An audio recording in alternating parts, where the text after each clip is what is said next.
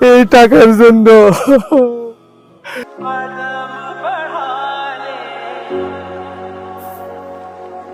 এটা গরু কি ঠিক আছে নি রে?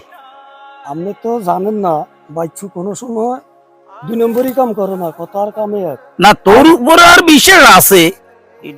মিজান ভাই। কি বাচ্চু ভাই আইছেন নি? হ্যাঁ ভাই আইছি তো, ওই যে গরু মেয়াল্লাই কইছি ভাই, আপনি ওই গরু চান। আচ্ছা ঠিক আছে, মাশাআল্লাহ এর বাচ্চু তোর তো ভালো পছন্দ আছে রে। আর গরু মাশাআল্লাহ করে পছন্দ হইছে।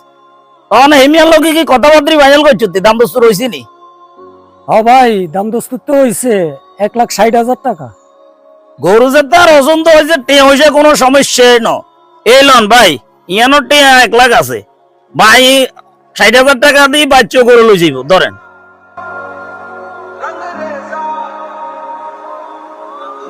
এই ভাই গরু বিক্রি করলেন দেখে কাঁদতেছেন, বুঝলাম না কিছু। ভাই এ শুধু আমার পালিত গরু ছিল না, এ ছিল আমার পরিবারের একটা সদস্য। আজকে টাকার অভাবে আমার পরিবারের একটা সদস্যকে আমি বিক্রি করে দিছি ভাই।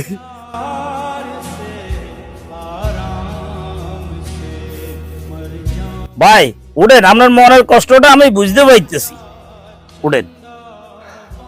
এ কোরবান আইলে বোঝা যায় মানুষ টাকার অভাবে তার এই যে কত আবেগ বিক্রি করে দেয়, এটা শুধু কোরবান আইলে বোঝা যায়। ভাই তাইলে আমি যাই, ও বাকি টাকা দিয়ে বাচ্চা গরু লয়ে যাইব, থাকেন। এই টাকার জন্য, এই টাকার জন্য আজকে আমি তোরে বিক্রি করে দিছি।